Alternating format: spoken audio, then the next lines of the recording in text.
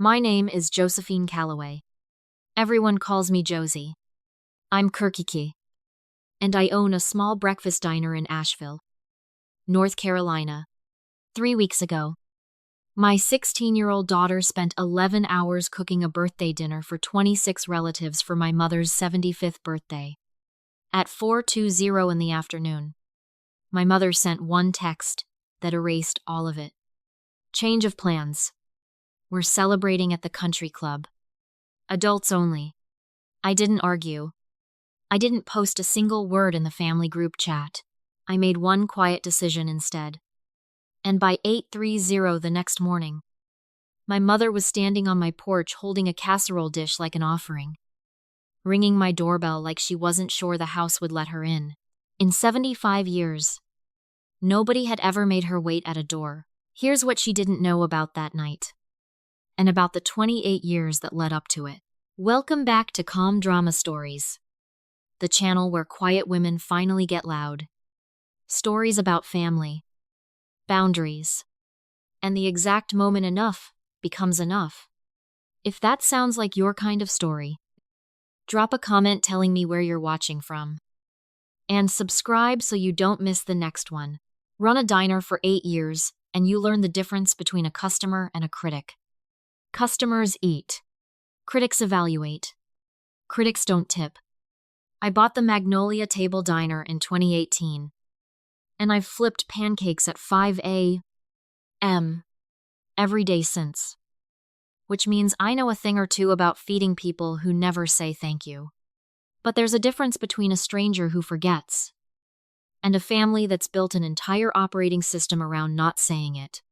I grew up inside that operating system, in my mother's world. Every gathering had an org chart. A good table and a lesser one. A list of who hosted, who brought the good pie, who got invited out to the veranda, and who found out about it from photos posted later. My mother, Eleanor, ran it all the way. Some women run book clubs and some run small nations. For 28 years. I was the staff. I cooked the Easter ham. I hosted the baby showers. Nobody ever asked me to. Asking would have meant noticing. My brother Grant showed up with a bottle of wine and got a toast.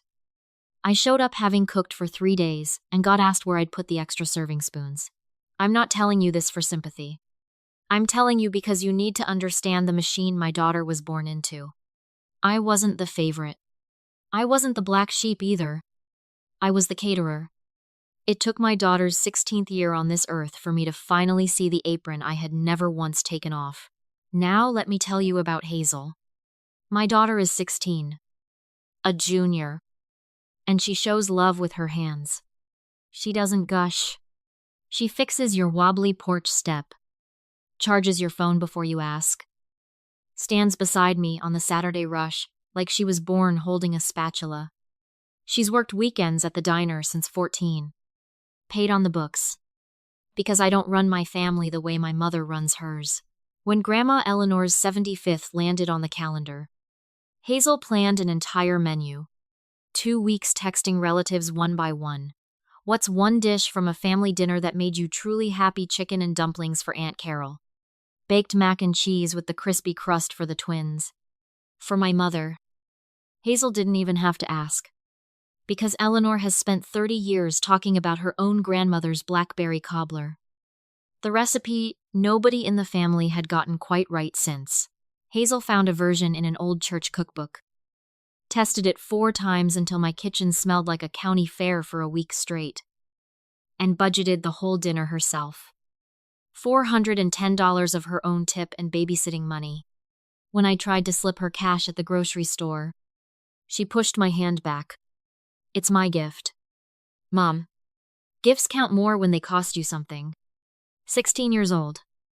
And she hand-lettered a place card for every one of the 26 guests. In calligraphy, she'd taught herself from videos. My mother's read Grandma Eleanor in gold ink. A border redrawn twice to get the lines straight. I watched her tape the finished menu to the fridge and thought, this is the best part of us. Distill it. I had no idea I was watching a test my mother was about to fail. I did not walk my daughter into this blind. I know my mother. 3 weeks before, I texted Eleanor in writing birthday dinner at our house. Saturday. Chest. M. Hazel's cooking the whole thing for you. Confirming, she texted back one word. Fine. Not lovely. Not thank you. Fine. I've hosted enough of her events to know fine is a yellow light. A week later, at Sunday lunch, I asked again, out loud, in front of witnesses. Mom. Saturday. Our house. Hazel's dinner. You're sure? She waved her hand like she was shooing the question off the tablecloth. Yes. Of course. Your house. Then, to her friend Patricia, who'd stopped by with some bridge club papers, she added the sentence I should have taken far more seriously. Josh's place is cozy. Homey. You know, simple.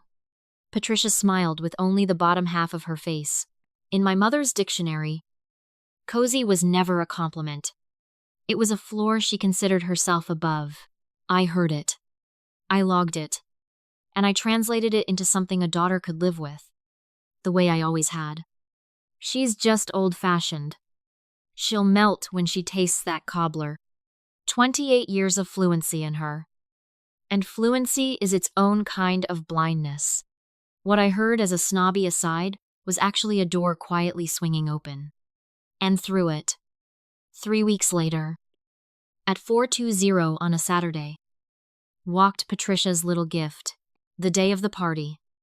Hazel was up before me, and I get up at 5 for a living. By 7, the kitchen was organized like a line cook on service. A handwritten timeline taped to the cabinet. Every dish scheduled backward from 6. Chicken and dumplings. Mac and cheese. Doubled for the twins. Green beans the way my late father used to make them. Because Hazel wanted him there somehow. Yeast rolls from scratch. Which I told her was madness. And which she made anyway. And the cobbler? Timed to come out warm at 6:15. So the house would smell like my mother's childhood the second the candles went in. My husband, Dale, ran errands like a man possessed. I mostly stayed out of the way. Which for a diner cook, watching someone else command her kitchen is its own quiet form of love. Around 3. Hazel finished the place cards. 26 of them fanned out in rows. Grandma Eleanor's sat at the head. Gold border. Straightened twice. At 4. She stood in the doorway, surveying 11 hours of work, and allowed herself one small, proud smile at Patru Dozech. My phone lit up. I remember the exact time because the oven timer read 1 hour 55 minutes on the cobbler. And I remember thinking, it's her birthday. Surely not even my mother. The text went to the whole family chat. All 26 of us. Sent 40 seconds before the private one to me. I checked the timestamps later. And that detail alone tells me everything about the order of operations in my mother's heart. The group message read change of plans. Everyone Patricia has arranged the private dining room at the Ridgeview Country Club as my birthday gift. We're celebrating there tonight. Sadam P. M. Adults only, please. It's a beautiful room. Then to me, privately, you can bring the cobbler if you want. Adults only. Sweetheart, I read it 3 times. The way you reread a lab result that can't be right. My daughter was upstairs, changing into the dress she'd bought for that night. On my stove sat 6 finished dishes for 26 people. In my dining room sat 26 hand-lettered place cards. I called my mother. Voicemail. She was at the salon. I knew, because she'd just posted a photo from the chair. Captioned 75 and fabulous. I called again. Nothing. I texted Mom. Hazel cooked all day. Everything's ready. Please call me. The reply. 9 minutes later. Wasn't a call. Don't make this difficult. Josephine. Patricia went to a great deal of trouble. The club is simply more appropriate. Adults only. There it was. Twice in one afternoon. Not an accident. A policy. I walked toward the kitchen and found Hazel already at the counter in her new dress. Phone in hand. She was in the family chat. Of course. One of the 26. She'd watched her own dinner get cancelled in real time. In front of everyone. By the woman it was for. She set the phone down, picked up the sugar shaker, and went back to finishing the cobbler. Without looking up, in a voice so level it broke my heart, cleaner than sobbing could have. She said, "It's okay. Mom. I'm used to it. I'm used to it. 16 years old. 11 hours into a gift." And her first instinct was to comfort me. I stood there doing math I'd never let myself do. The recital grandma skipped for bridge night. The birthday moved because Eleanor had brunch plans. The track meet nobody came to. Every time, I'd knelt down and translated "Grandma loves you" in her own way. She's from a different generation. I thought I was building a bridge.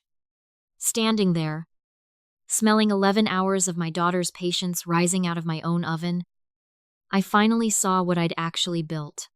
My daughter had learned the family rulebook by heart, and I was the one teaching it. One gentle translation at a time.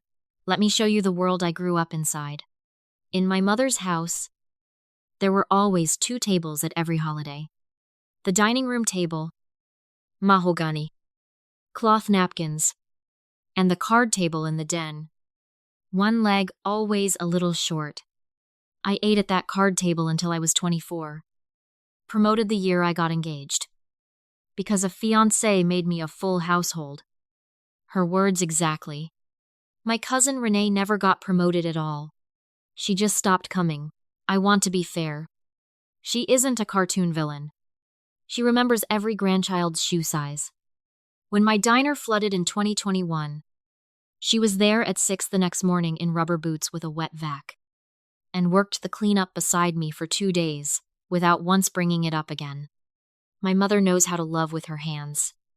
She simply cannot let love outrank protocol. I'd spent my whole life translating her. But standing in my kitchen with her policy glowing on my phone, a new question walked in and sat down. One I'd never once asked in 42 years. I knew every rule in my mother's dictionary. But who wrote it? Meanwhile, the family chat went quiet. Cowardly. The way it always does when Eleanor issues a decree. 2 thumbs up emojis. Then in the side channels, the real conversation started. Because adults only had math baked into it. My cousin Renee has 3 kids under 10. My cousin Marcus has a 7-year-old plus a newborn.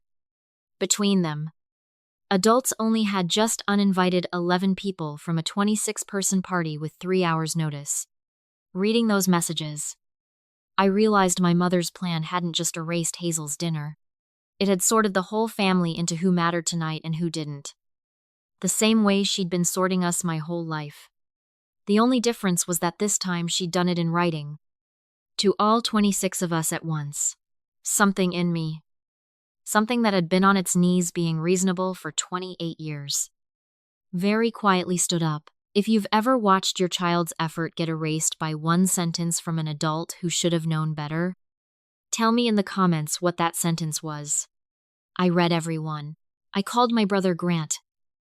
Some ancient reflex still believing that if we pushed on the same wall together, it might move. He sighed the family sigh. Josie, it's her 75th. Don't make it a thing. I told him his niece had made 26 place cards for it. Kids don't care as much as you think, he said. Golf murmuring behind him. It's adults only. Hazel's a big girl. But if this blows up, it's not going to be Mom who blew it up. I did know how it works. That was the whole problem. I thanked him and hung up. The last name on my list was my husband. Dale is a good man. And good men in families like mine come pre-installed with peacekeeping software. He listened with his jaw working. then said the reasonable words I'd said myself for 28 years. One dinner. Josie. We grit our teeth. We go. We come home. You wanna be the story at her 75th. He wasn't wrong by the old rules. He was quoting them accurately. Then he walked through the kitchen for a glass of water and stopped. Hazel was at the counter in sweatpants now, wrapping the food methodically. 6 dishes into containers, labeled in her careful handwriting. 11 hours of a gift being folded up like out-of-season clothes. Dale watched his daughter quietly file her own party into the refrigerator. And I watched 20 years of keep the peace drain out of him through the floor. He looked at me, not at his phone, and asked the only question left in the house. What are you going to do? The honest answer, at 4:30, was that I didn't fully know yet. What I knew was that my mother had one phone call coming. She answered on the first ring. Hair done. Victory already in hand. Josephine. Please tell me you're not calling to be dramatic. I made her an offer with no teeth in it. The kind you make when you're still hoping the person you love is in there somewhere. Mom. Hazel cooked your favorites. 6 dishes. Her own money. We bring the food to the club. Make it family style. Or move the club dinner to Sunday and do tonight at our house as planned. Either way, Patricia's gift still counts.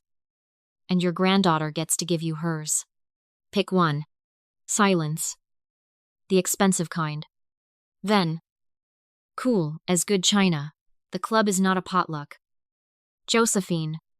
I'm not rearranging my birthday around a teenager's little project. A project. 11 hours. $410. 4 test batches of her own grandmother's cobbler. A project. The room seats 14. Wear the green dress. It's slimming. And she hung up. I stood in my pantry, phone warm against my ear, and noted the exact shape of the door that had just closed. 26 people invited. The room seats 14. She had already decided which 12 of us were furniture. I came out and stood at my dining room table. And that's where this story turns. The table was already set. 26 hand-lettered cards. Doodles on the kids' cards. A soccer ball. A dinosaur.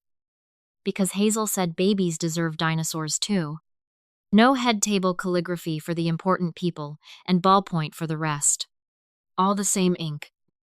All the same care. Except one card was bigger. Sitting at the head. Grandma Eleanor. Gold border. Done twice. I picked it up. When I turned it over, there was pencil on the back. Faint. In my daughter's real handwriting. Happy 75th. From your sous chef. That's what Hazel had called herself at 12. Elbow deep in diner prep. The summer she announced she'd cook a whole dinner for the family, and Grandma would sit right there. 4 years. Carrying that little plan. I stood holding a gold-bordered card addressed to a woman who had just called it a project. And I stopped being a translator. I put the card back. And I left the whole table exactly as it was. Because some part of me had already decided something the rest of me was still catching up to. At 4:40. My mother escalated from policy to terms. Since you haven't confirmed, I expect you and Dale at the club at 7. Alone. This is not a debate. Don't bother with Thanksgiving. They'll draw their own conclusions. I read it twice. A special genre of message only controlling people know how to write. Where every sentence is a hostage. Come alone. Your daughter is the ransom. For 28 years. I'd paid every one of these promptly. In full. And called it being the bigger person. What I felt standing there wasn't rage yet. It was inventory. 6 dishes on the stove. 26 cards on the table. The clock at 4:43. And upstairs? A girl who'd said I'm used to it. Probably lying on her bed teaching herself to mean it, if I drove to that club tonight. Even silently. The lesson would be carved into Hazel permanently. deeper than any calligraphy. Effort is a project. Love is a seating chart. Mom will always translate. There was no middle seat left. My mother had removed it herself. In writing, all that remained was choosing which woman I'd be at 6 o'clock. I sat on the edge of my bed and did the thing I'd been avoiding for 28 years. I audited myself. Not my mother. Me. The recital missed for bridge night. I'm the one who knelt down and said Grandma loves you in her own way. The birthday moved for Eleanor's brunch. I called it flexible. Every translation had felt like protection. Sitting there, I finally heard them the way Hazel must have filed them. A fluent adult. Explaining, over and over, why her hurt shouldn't be believed.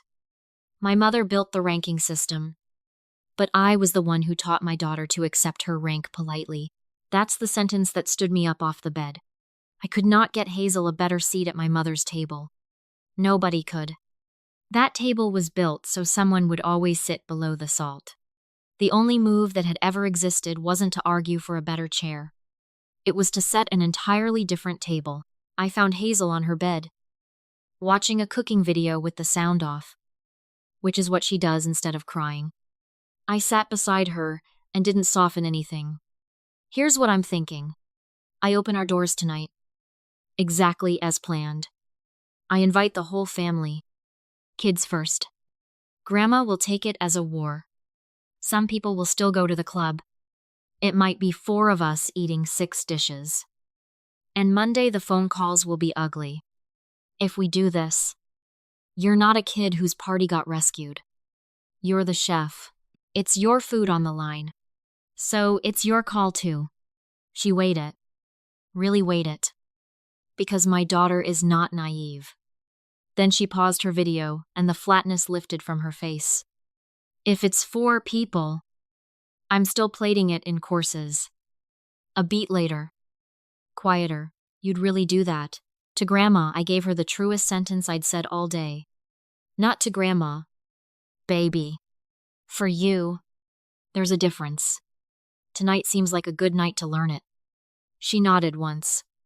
Chef to chef. We had a service to run. I wrote the message to the family chat. And I want to tell you about the 3 drafts I deleted. Draft 1 was a prosecution. A list of every event my mother had rescheduled. 28 years of receipts. Accurate. Satisfying. Deleted. Because it was a trial. And trials are just seating charts with verdicts. Draft 2 was sarcastic. Deleted. Because sarcasm is my mother's native tongue. And I was done being fluent in her. Draft 3 was an essay. Apologies in advance.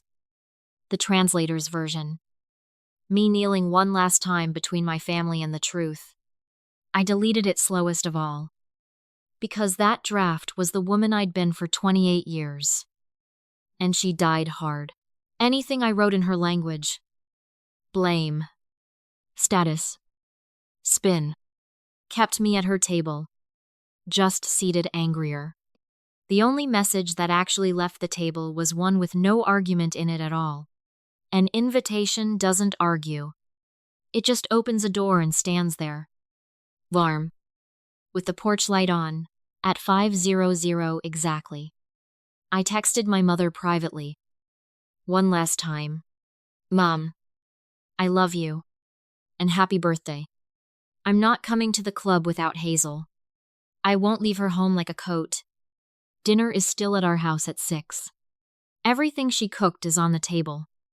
And the seat at the head has your name on it. In gold.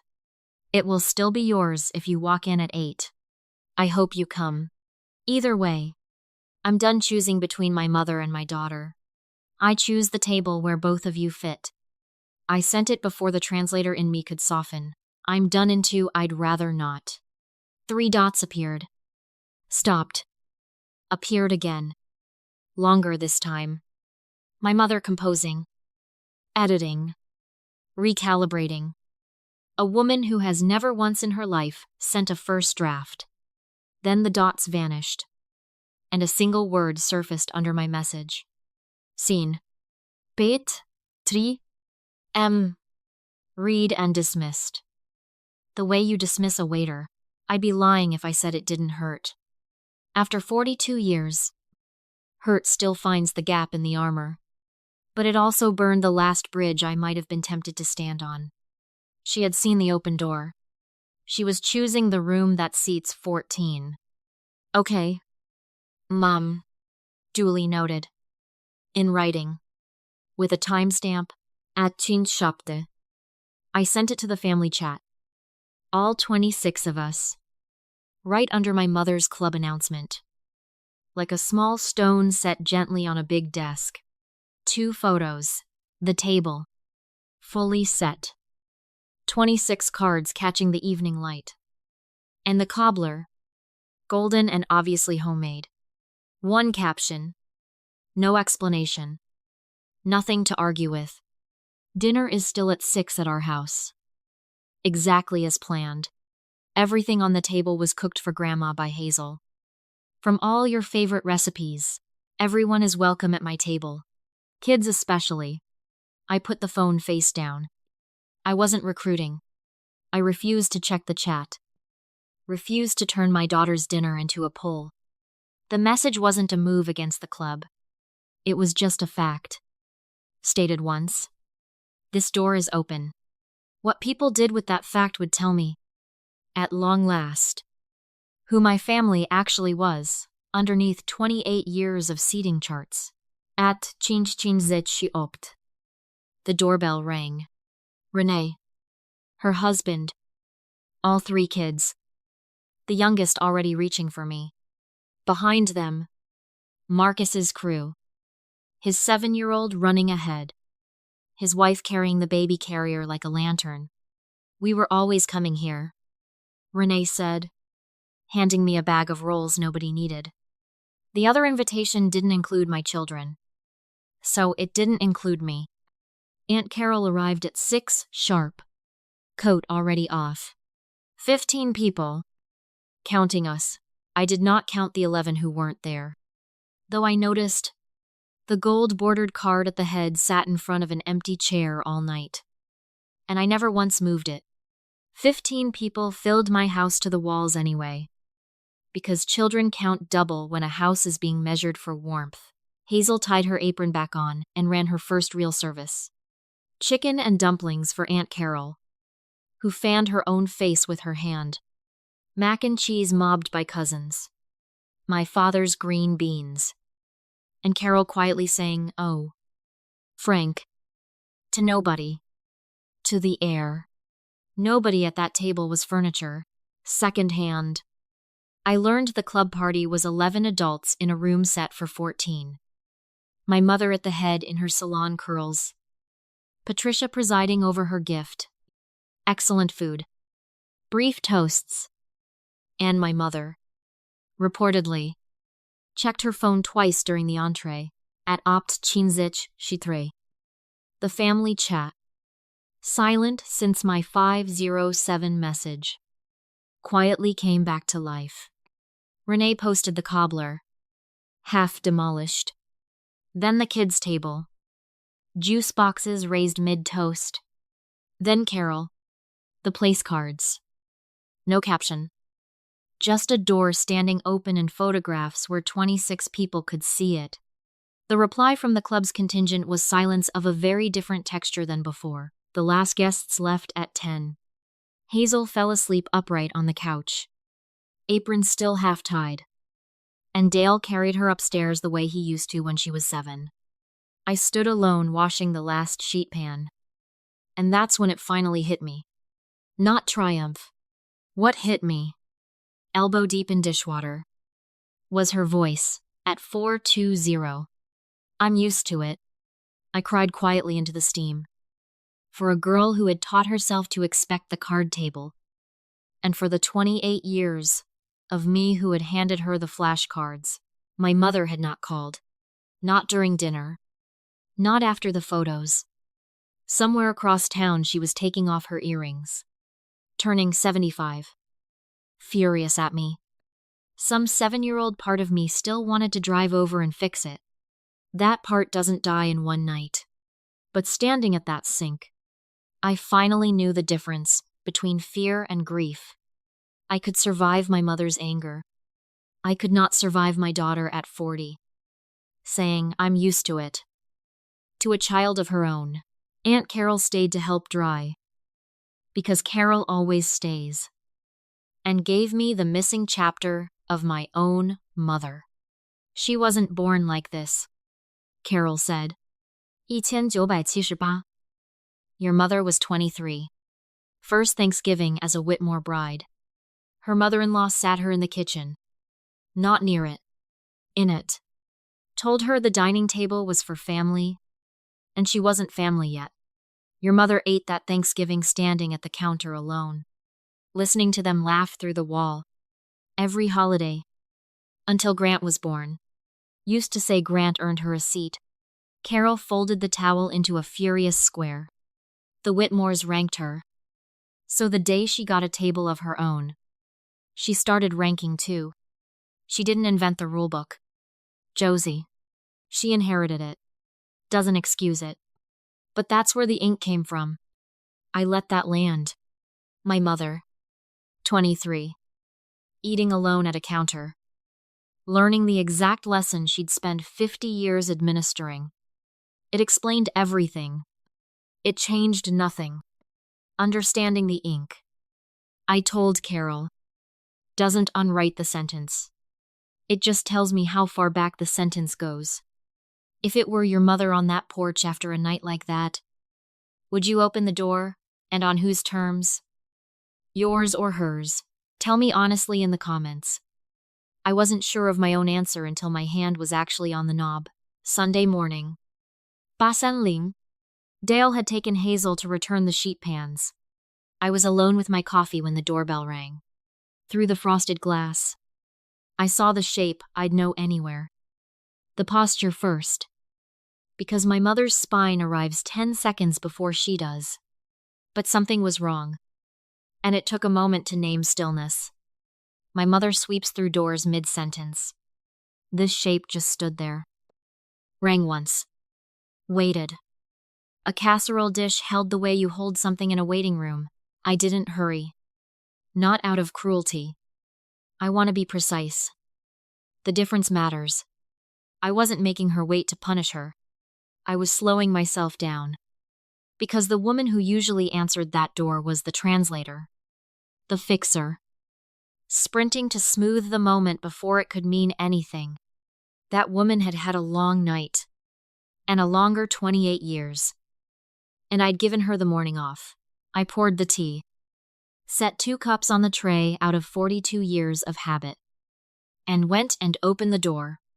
My mother came in the way a diplomat enters a country that just voted wrong. She clocked the dining room immediately. Table still extended. 26 cards. Her own gold-bordered one still at the head. In front of a chair nobody had sat in. Something crossed her face and was gone. Like a fish under ice, she sat. Accepted the tea. Opened with the sentence she'd clearly drafted in the car. The family is saying you split it. Josephine. Everyone's talking. So here's what we'll do. You post something today. Light. Gracious. Saying it was all a mix-up. And we never speak of it again. I marveled at it. Truly, my mother had lost the actual night. The food. The family. And arrived at my door before 9 to negotiate for the only territory she'd ever really governed the story. Not sorry. Not what I missed. Spin, Mum, I said. Calm and unbudging. I'm not posting anything. I didn't split the family. I set a table. Everyone was invited. You most of all. Your name's still on it. In gold. People sat where they wanted. That's not a mix-up. That's just what happened. And everyone in that chat watched it happen. She set down her cup with the tiny click that has ended arguments in our family for 50 years. For the first time in my life, the click didn't work. She ran through her entire arsenal. And I discovered, cup by cup, that none of it worked on a woman who no longer needed a seat. First, the birthday. You had one job. I agreed the number was important, and noted Hazel had thought so too. 11 hours worth. Then the bargain. Offered like a kindness. Fine. At Christmas.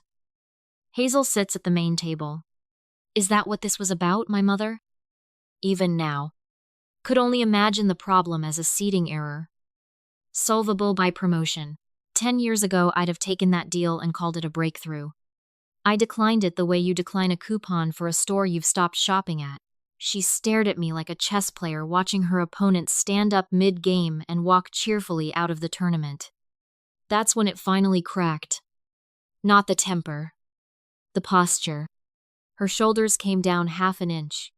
And my mother, 75 years and 1 day old, asked the first genuine question she'd asked me in 28 years. Then what do you want from me? Josephine, what am I supposed to do? I gave her the whole price.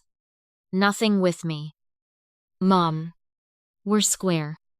I got everything I needed at 6 o'clock last night. It's Hazel you owe. She's in the backyard reading. Walk out there and tell your granddaughter. Not me. Here. What her cooking meant. You'll know it went well if she shows you the menu. That's the whole price of this table. She picked up the casserole dish and stood. I stayed at the window. Because some conversations you're not supposed to hear. Only guard. My mother crossed the porch like a stage with no marks on it. Visibly lost in a backyard. Hazel looked up from her book. Didn't stand. Didn't rescue her either. My daughter is done rescuing adults. And I have never once been prouder of a lesson I never meant to teach. My mother lowered herself onto the concrete step beside my daughter. Not the chair 2 feet away. The step. And opened the dish. Inside was a single serving of blackberry cobbler. Foil fogged from the fridge. Carol had dropped it on Eleanor's porch the night before. With a note that said only, "You should at least taste it." The fork my mother pulled from her cardigan pocket was from her own good silver. She had come armed for a ceremony. I watched her say something. Watched Hazel answer. 1 syllable. Watched my mother eat cold cobbler slowly. The dessert her granddaughter had rebuilt from 4 test batches of a dead woman's memory. Whatever she said when she finished, I never asked. And Hazel has never fully told me. That conversation belongs to the 2 of them. I watched Hazel go inside and come back with the menu. And my mother read every line with her finger. The way she reads hymnals. They sat on that step 10 more minutes. An empress and a line cook. Nothing dramatic. No tears you could see from a window. Just 2 people at the same level. Eating from the same pan of history. One of them saying thank you about 50 years late. The other, 16 and merciful. Letting it count, on her way out. My mother paused at the front door. Straightened a picture frame that was already straight. And said, not quite looking at me. The seasoning and the chicken and dumplings. A pause. Geological. She gets that from my grandmother. Nobody else ever got it right. Then she left. Spine first. Into the Sunday morning. That was the entire concession speech. 1 inch of ground. Delivered sideways. About seasoning. But I've been fluent in my mother for 42 years. And that inch was the whole war. The rest of the fallout came in over the following week. Grant texted privately. You actually did it. 50% accusation. 50% awe. Which for Grant is a standing ovation. 2 club circuit relatives went cool toward me for a season. And I let them. Frost thaws, or it doesn't. Patricia sent my mother a fruit basket. And referred to the whole affair at bridge as that unfortunate scheduling matter. Which in country club is how empires file their defeats. And the same family chat where a 16-year-old had watched her gift get cancelled with an exclamation point quietly became the place where Renee asked the following Thursday. Completely deadpan. "So when's the next dinner at Josie's?" Asking for 11 people. I didn't gloat anywhere. I'm telling this story a month later, and I still haven't posted a word about it. Because the win was never the story. My mother taught me everything I know about narrating a family.